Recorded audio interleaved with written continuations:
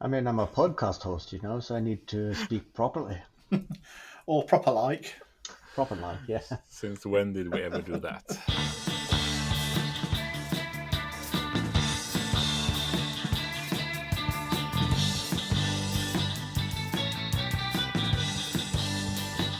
Welcome to episode 101. Is that a number? Is that a real number? It feels, yeah. Of the No.1 Crude Mistakes podcast with Glenn from No.1 Projects, Haavard from Behind the Mistakes, and me, KJ, from Crude but Efficient. Is over 100 episodes. Is that really a thing? It feels weird. Yeah. It's a sobering episode, or is it the day after, or what is it? I mean, it's a week after. Did you wake up yesterday? Did you go on that hard? To be honest, it kind of feels like it. I was listening to a podcast today and they were on episode 600. Yeah. Yeah, that's us in 1.5 years. Then it must be like an old relationship. I mean, that you've grown so tightly together that you can't separate anymore. I'm going to break it to you now. I'm not doing 600 episodes. You say that now. Yeah. So about at what number should we be looking for a replacement for you? 300, 400? 103, 104.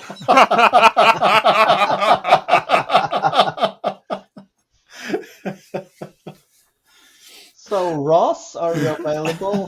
What's your work schedule?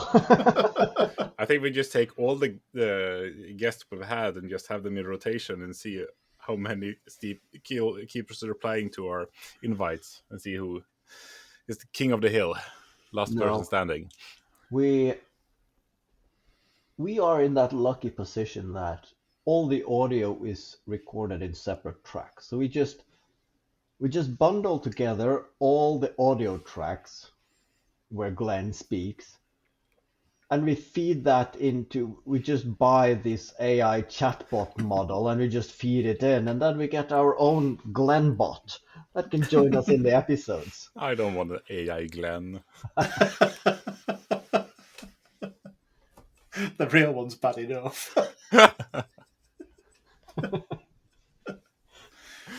It'd be interesting if you sent an invitation out to all our previous guests and asking them if they want to come back on the podcast. How many of them would say, no, never again? They're far too nice to do that. Yeah, so even if they didn't want to. And I think a lot of them would be out for a second go.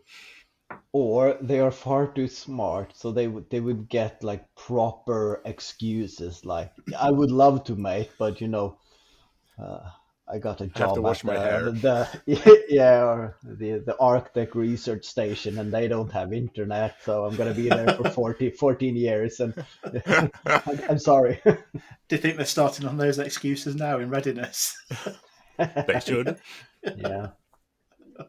I think at least one is probably frantically writing down excuses in his very nice notebook.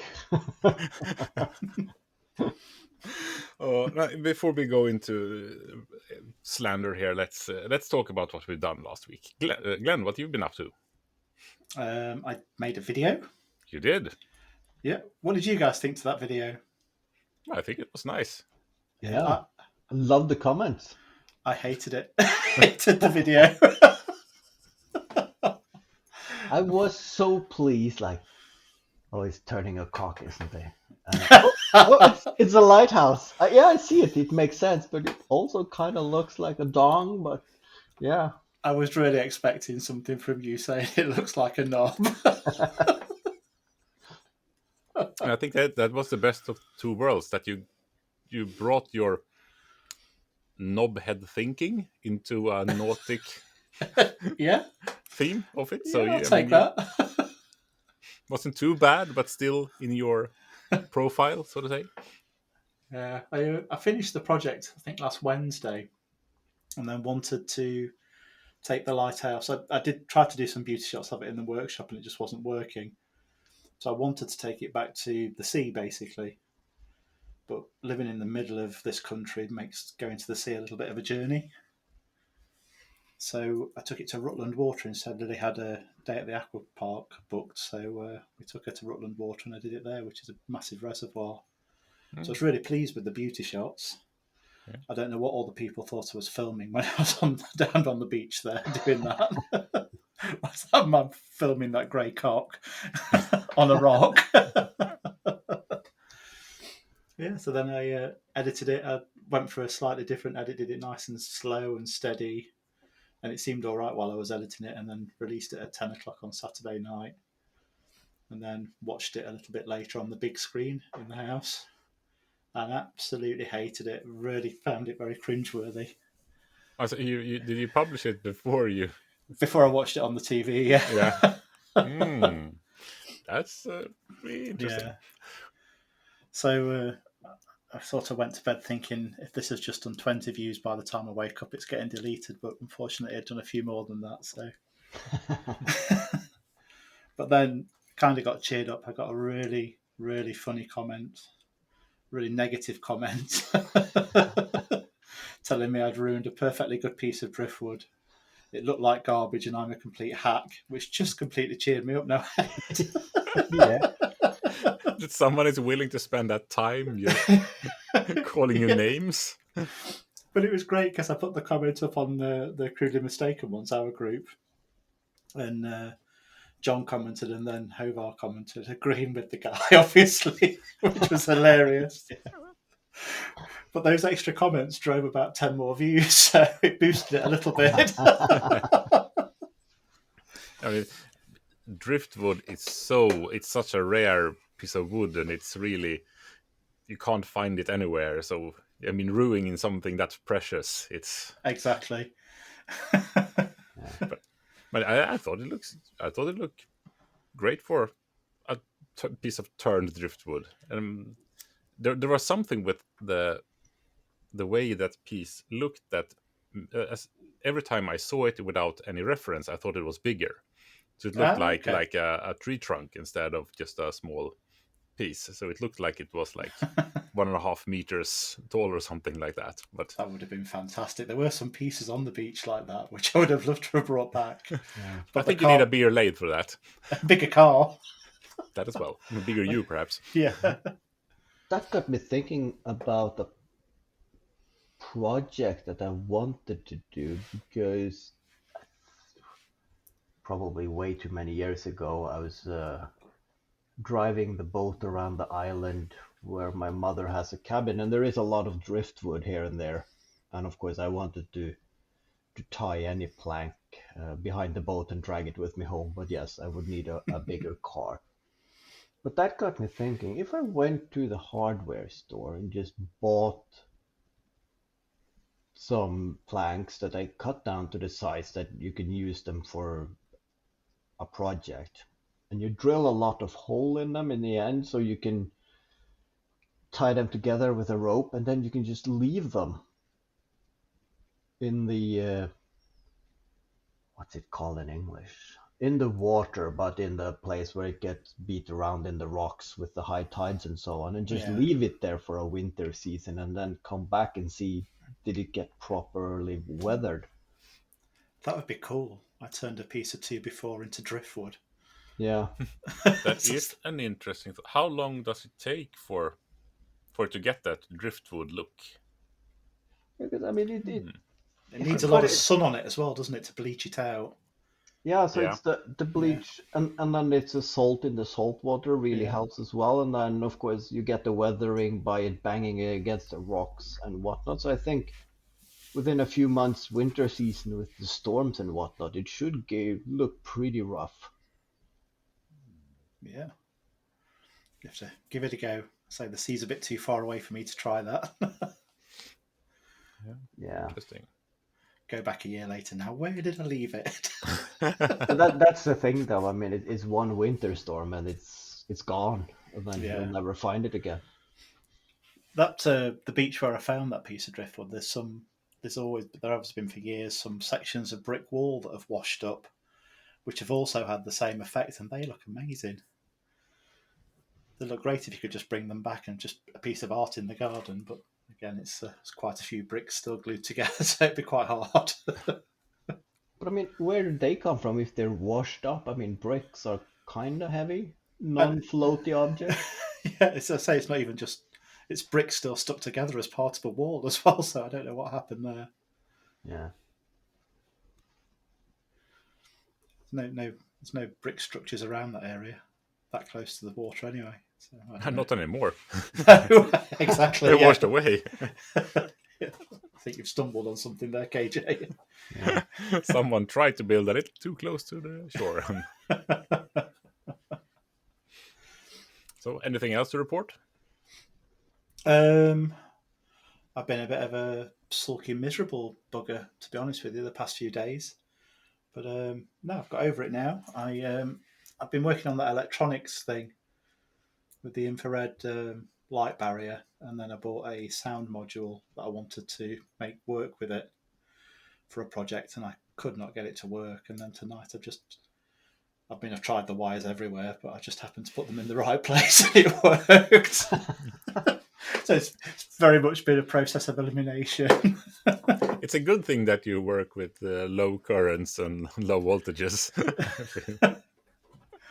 Wiring a plug, just trying all the combinations to see what works. That's a bit. I don't know. That being said, though, the bad audio group by the comments like, yeah, the equipment in that part of the country is reversed because somebody switched the polarity. It really sounds like it's the same there. Just plug it in and see. Yeah. Oh, all right, it rotates backwards, but yeah, that's just the way it is now. Just write a sign that this rotates counterclockwise. Be aware, and then leave it. Yeah, I feel like if I had to work with higher voltage, the motivation would actually be there for me to actually learn what I was trying to do, as opposed to I'll just figure this out. I mean, seriously, it was getting really bad. I was about a week away from asking you guys for help. Oh, that's bad. it's really bad. So, what about you? What have you been up to, Haavard? Yeah, you sound different. Again. Yeah, I'm using my my portable microphone. I'm visiting my mom's. It's a conference week within the aquaculture field, which I happen to have stumbled into. So And that's all being run from your mum's house. yeah. So it's a guest appearance by a non-guest host. How that works, I'm not sure, but yeah. At least I've been served wine, so it's a good recording. But yeah, it sounds a bit different. Different computer, different setup. You can see behind me is my IKEA heirloom someday. It's 12 of everything, absolutely everything. And this is not 12 of half it. everything in IKEA. That's a Yeah. big house. But you'll be able to make some knives out of that cabinet there, won't you, Haavard? Oh yeah. The problem is it's veneer. Yeah. I mean, if that was oak, oh, I would be in heaven. Yeah. But no. So have you been having the best time at this conference then? I've been loving it. It's a huge building with a lot of people in it. It's hot, it's noisy. You don't know any of them. So yeah, it's right up my alley. How many times have you gone away to hide in the bathroom or some quiet place? Oh, the problem is I haven't had time. I mean, I ran into some colleagues and acquaintances, so I have been social today. So it was very good to just get on the bus and get home, and then I'm gonna do the same thing tomorrow before I fly back home again. But it really makes you appreciate your home. So I mean, you, Glenn, you said you have never been to a conference, but you summed it up spot on.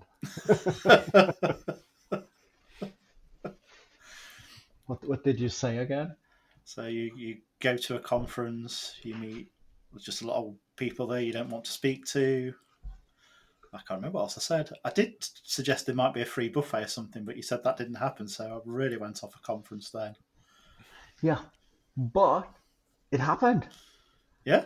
Yeah, because after the main event, we went to a different event in the city center, and they actually had a free buffet. So it was Nice. it's stretching it, calling it nice, but I mean it made it less crappy. There was nothing new presented there basically, and I'm not the one to go around and socialize with people to that I do not know. So. Are there exhibits at a conference? Is there stuff to look at? Yeah, there is an exhibit as well, with a lot of equipment and a lot of interesting things to see. But the problem is there's too much people there, so you can't really, if you try to stop and watch it something, the people is just moving you because it's like a moving wave. Oh, it's like a woodworking show in England then. Exactly, and the problem is if you I work for a large engineering company, so if you stop for too long, people read your badge and then they want to talk to you. And of course, all the companies who are presenting something, they send their salespeople, and I hate salespeople. And when they see me, oh, he's working for a big, oh, they probably buy a lot of stuff in bulk. So we would like to, so I attract all the salespeople. I would like to talk to the technical manager and discuss. Why do you have 3 blades on that pump and not 5, and why is it in plastic and not aluminium? But the salespersons don't know that. It's like, this is shiny and it's much shinier than the other one, you should buy 1,000 of this. They're like, I don't want to talk to you.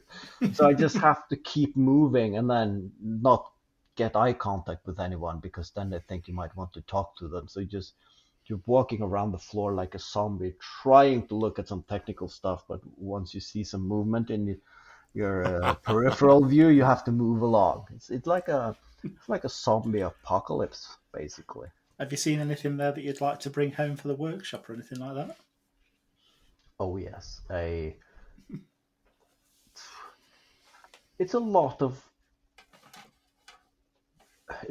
ROVs and nautical equipment, but they have some large, powerful hydraulic pumps and rams and whatnot. So I've seen quite a lot of potential potato cannons gone wild and such. So yeah.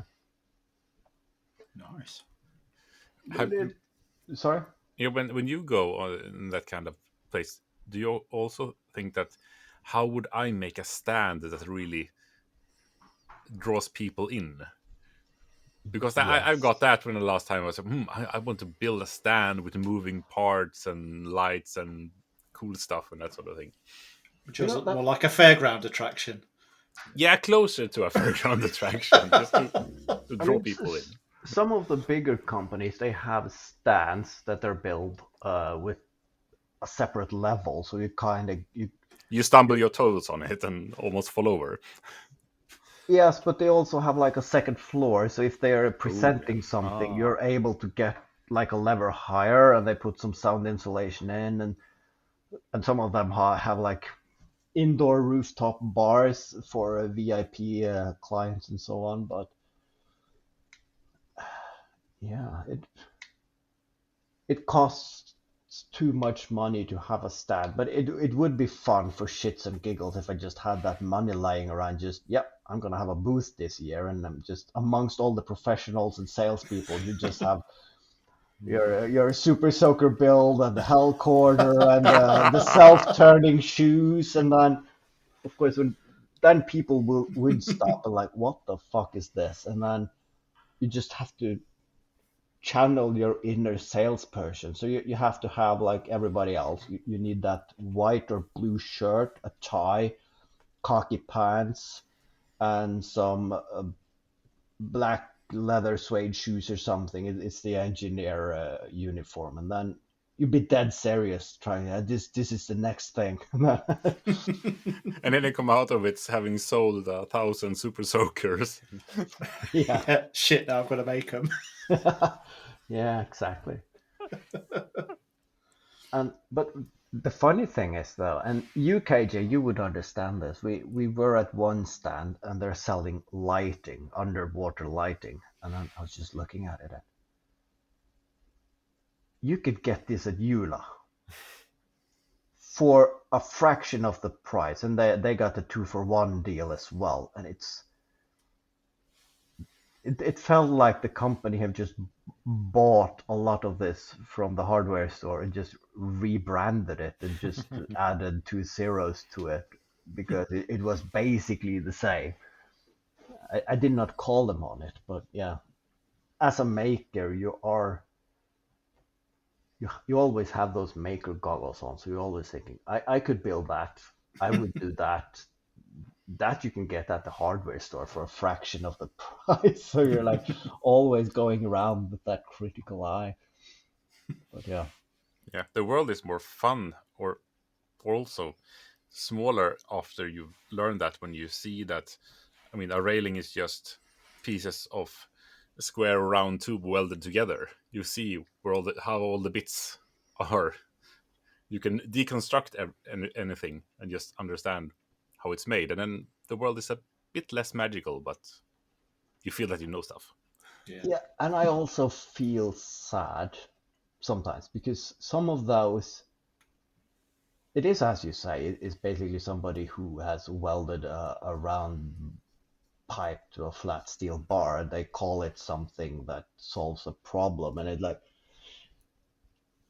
that is stupidly simple, and a 5-year-old with a welder could do that, but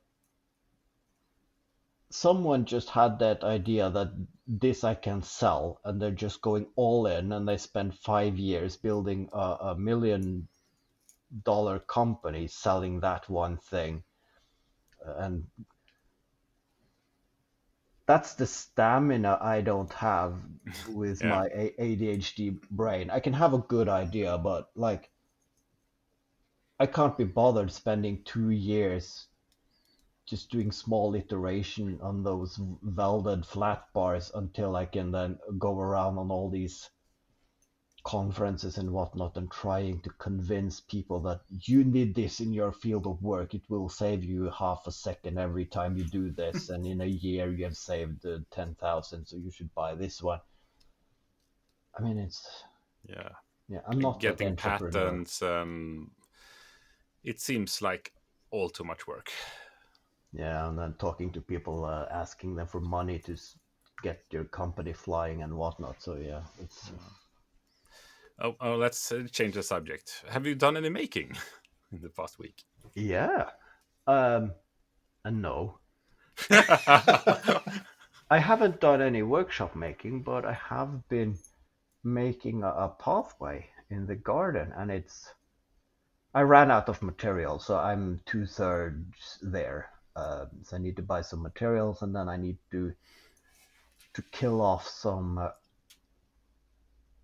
wasps living at the end of the trail. They get very aggressive if I get too close. So either I have to kill them, or I have to wait for a month until they die off naturally in the autumn. So Kill them. yeah, Hate wasps. that's my go-to, of course. But yeah, we'll see. I need to get my car back first, so I can take my trailer to get some materials, and that might take a month. So that I've saved money on poison. You're making really good progress on the boardwalk, though. It's looking good. Surprisingly good. Yeah. So Are you surprising yourself as well?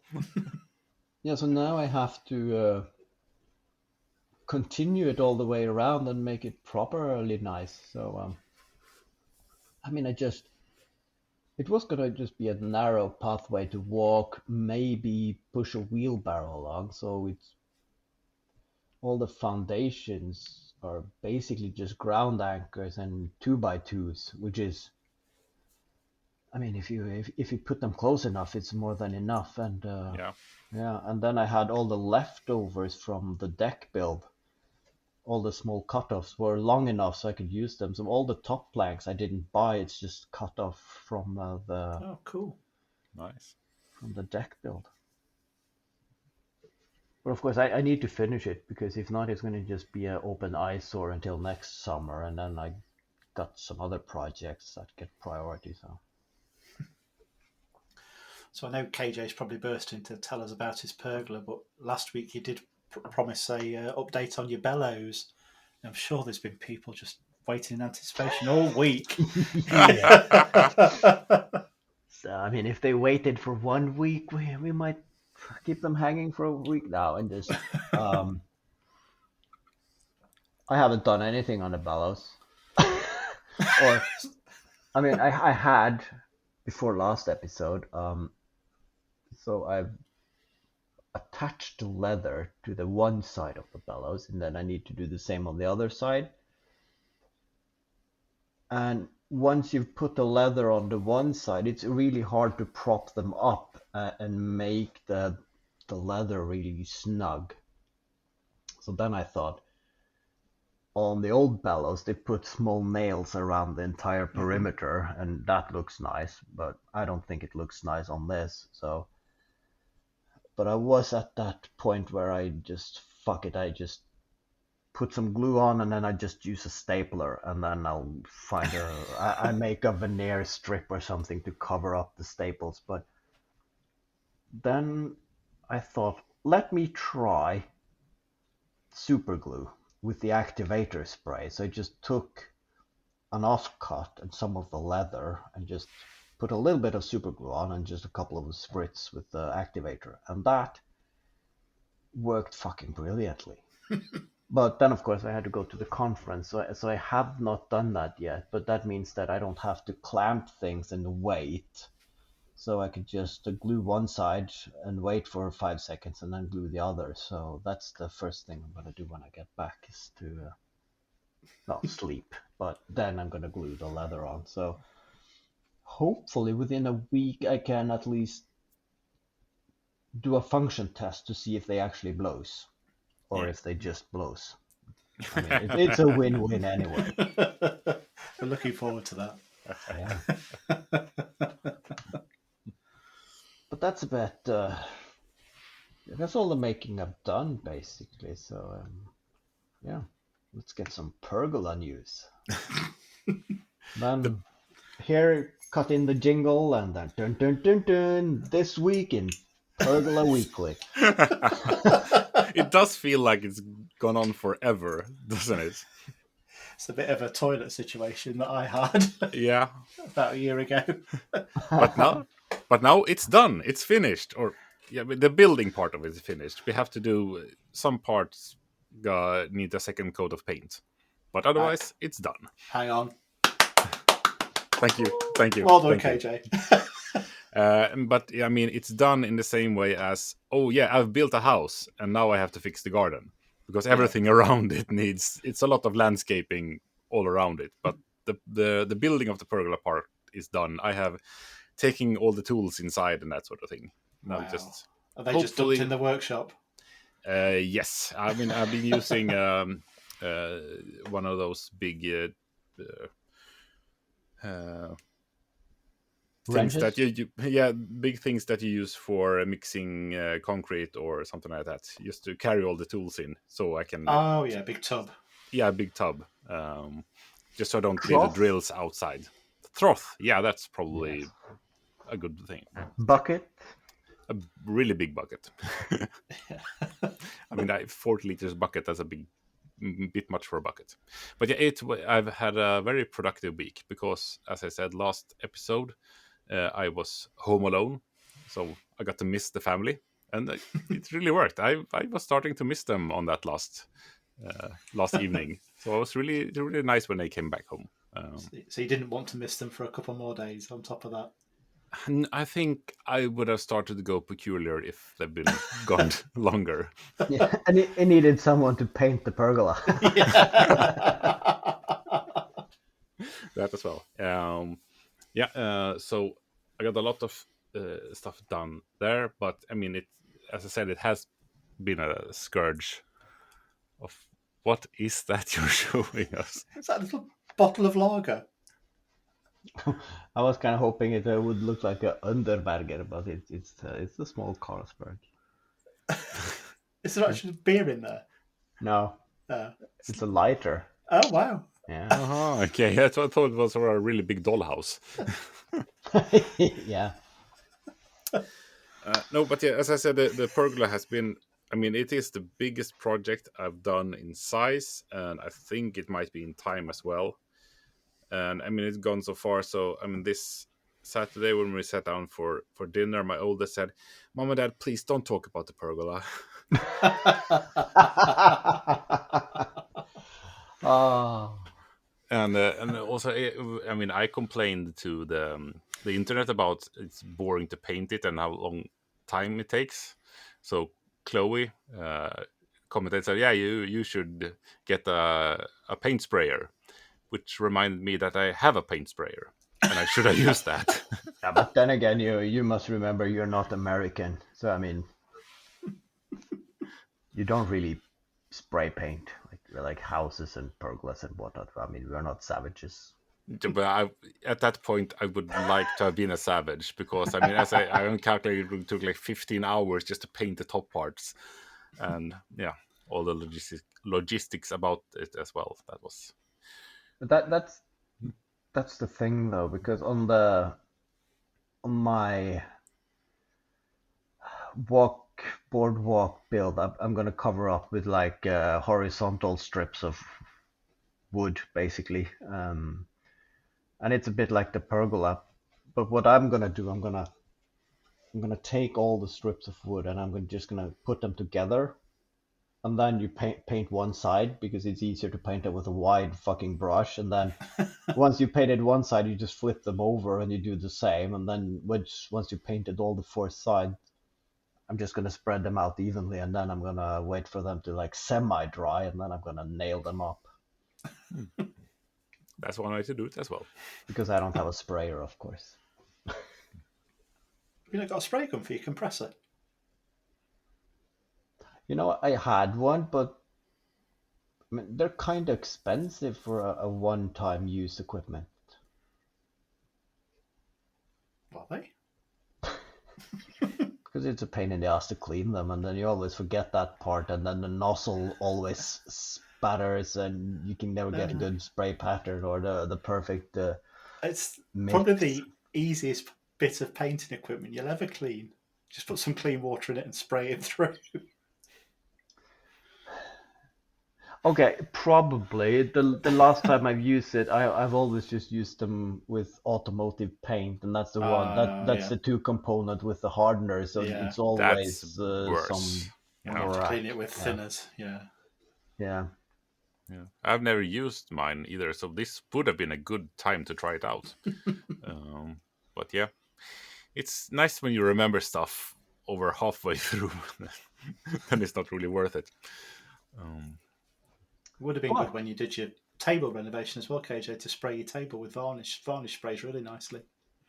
Yeah, that also. Hindsight But is 2020. I mean, one thing is hindsight, but you got to get your shit together, because if you're going to continue like this, you're going to accumulate a lot of tools that we haven't used. With the sprayer, and now you got a thicknesser as well. Yeah, it arrived on Friday. I still haven't opened the box. You not even checked if it's broken or anything. No, I haven't had time. You were complaining about the delivery times last week. Yeah, but I was planning for it to take a couple of weeks, as it usually does. What about you? Did you get your drum sander, Haavard? No, I didn't. Because Rolf has been on a trip to Sweden, and once he got home, he needed to finish some door building to be able to clean out his workshop and get all the tools out, because the drum sander was probably behind everything else in his workshop. So I said, no rush, just let me know, and if you want me to pop over with a cup of coffee, and Fair enough. so we'll see.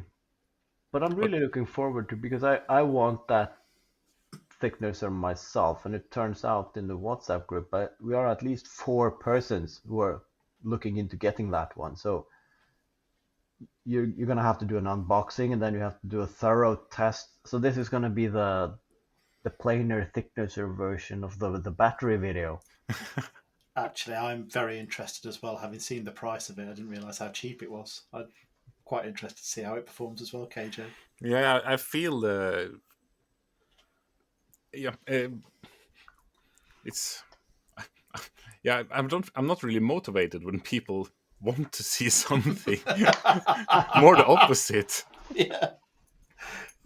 It's like when people want you to make something for them, you lose all interest, don't you? Yeah, kind of like that. But yeah, I need to use it because it's the only way to get the big pile of wood out of my workshop, so I can get some space back. Just So make it really thin. No, It would be cheaper and easier just to drive it to the skiff, but okay. No, but I have the wood for a specific project, but then it needs to be planed. So. Oh yeah.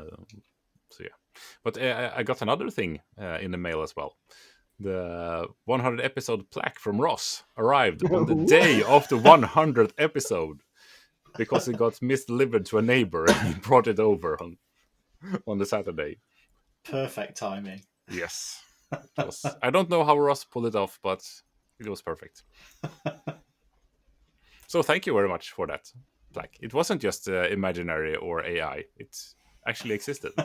It's nice to see it. And they might be featured in a Fat Hog Woodworking video soon as well. I mean, we got that cryptic message. If you could do some video filming of ourselves and the plaque, so I just do what I always do: just do some random and just send it. I was thinking to myself, Ross isn't used to dealing with us, is he? No. If people only knew how willing we are to please and deliver. I mean, that should be our slogan. You ask, we deliver. You ask and we deliver something.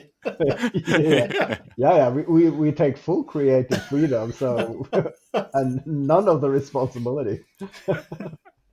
Poor Ross, he probably had something in his mind that was going to take him, 5 minutes to edit in.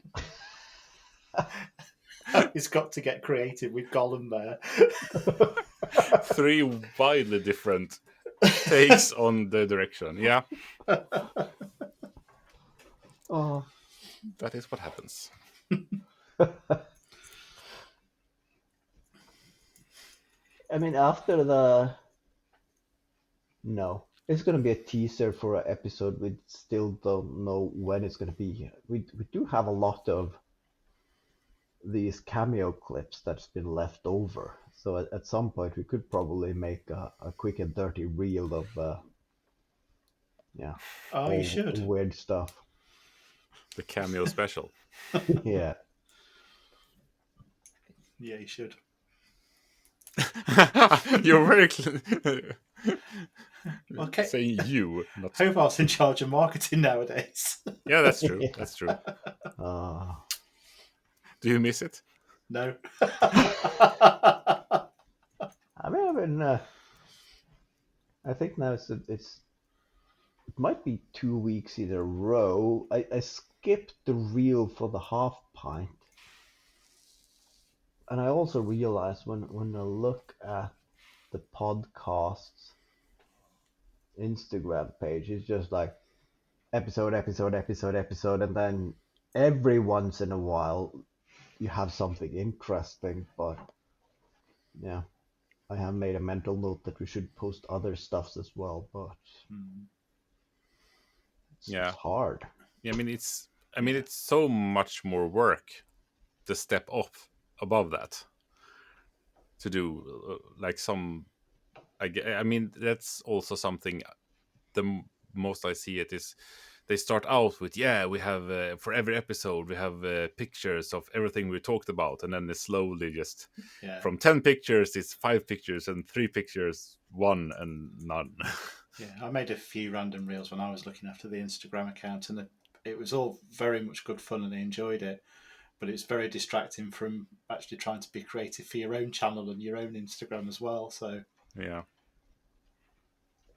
In that respect, I've put the bar really low because I always say that I talk about something and yeah, I'll post a picture or something on Instagram account, but I never do. I've been saying that for a year, and like that's not happening. And I mean, nobody has asked either. Where is the No. picture of the thing you talked about? Nobody cares.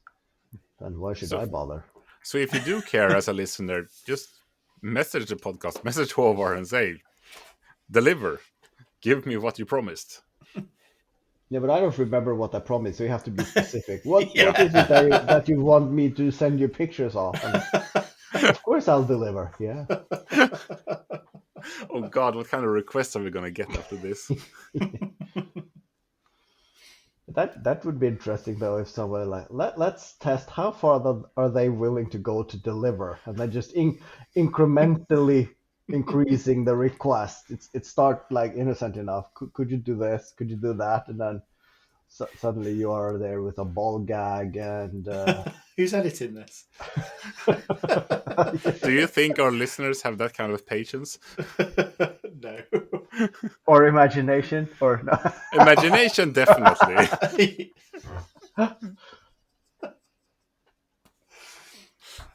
Hey, don't say that. I'm trying to bait them into. It sounded like you were trying to insult them away to me. I mean, it's a fine line. Either way, he's happy. It's had a glass of wine, everyone. I mean, if you can't handle us at our worst, you don't deserve us at our even worser. Define worst. Highly subjective, yeah. Have you done anything else apart from the pergola build, KJ? Done any other making? No, not any making. No, there's been a lot of, other family stuff. We've been out picking some blueberries with my father and that sort of thing. Just trying to get the kids out of the house as well. Now Haavard has upped to a bigger bottle. That's not from a dollhouse. It's gonna be a feisty half pint tonight, I feel. So what are you going to work on next now you've done the pergola? I am. Well, apparently, I'm gonna play around with the thicknesser, because that's what everyone wants. Are you going to make an unboxing video? But I'm not gonna make an unboxing video because I hate those. Because you should unbox it, and then you plane the material down to thick boards that you use to make a new box for it, and then you just finish the video of you just putting it away. Unboxing it instead. Yeah, and never using it again. Like the Indiana Jones big warehouse. Yeah. Oh yeah. No, I really don't like unboxing videos. So but I should play around with it a bit because, as I said before, I've never used one. A small one. So I don't really know how much. How long can the boards be without it losing its balance? Yeah. I have no idea. So I'm gonna go buy some roller thingies that you can have to prop it up on either side. Because I want the boards I want to plane are over 4 meters long. So because I'm a cheapskate and don't want, I'm going to do this as long as I can. If you want to see me use a thicknesser for the first time, just check out my first video. That was me turning mine on for the first time and making a video using it. Yeah, and then you broke it. No, that was much later on. That was a few projects on. I say much later. It lasted about 3 more projects before I broke it. But that's the thing, though. How long can you make an unboxing video? I'm too long. All of them are. Yeah, but that's the thing. I mean, at some point it's going to be so long that you are past the tipping point of it becoming either interesting or It's like that guy who made an art installation of just painting over painting and then it's basically just watching paint drying for 10 hours and then how slowly can you open the box and then of course you switch all the music and the angle so it's obviously that things are happening but at some point it's like after 5 minutes what the box is still not open, he's been cutting at it for days. Of course, I have the same kind of packing tape. So of course you retape the seam and then you film it from another angle and then some 70s light jazz detective music. Then you can make it really interesting and build up to something that never happens. It's just a box video reviewing the strength of the box. Yeah. They do have the place though, don't they, unboxing videos? I mean, I know whenever I've made a purchase or going to make a purchase, like when I bought the laser and my planer thicknesser, I watched videos on those. But that being said, though, if there is a tool I want, I go to YouTube and I search for it to see if I find any videos. And if it has unboxing video in the title, I don't even click on it. I'm not interested in a guy talking about it while he's opening the box. I want to get a 3-minute video, how to use it, is it good, is it not? And if the video is like 8+ minutes and has the word unboxing in it, that video can burn in the depth of Azeroth for all I care. Yeah. I mean, I want the one using my planer for 6 months. This is my thoughts. I had it for a year. Yeah. This is what I think of it. Unboxing, I mean, they are so... I really hate it. They open the box really slowly. Oh, look, here's the manual. Let's look through that. And here it is. And here you get this power cable and this power cable. I mean, just get on with it. Turn it on. Try it out. Let's see it work. Maybe I should do one for my thickness and then boxing it back up and saying 2 years on, it's shite. Throwing it out, yeah. Constantly overheats. But I'm hoping you're taking notes here, KJ. But yes, you need to spend half a year getting to know it and learn it. But still, I want that level of commitment. But I still want the video to be like, I bought this. It's all good. That's all I need to know because I want to buy one. So I don't want you to spend 15 minutes writing an essay using all the fancy words you find in the dictionary or adjectives to like describe how good it is and how fast it is. It's green, works great, it was cheap.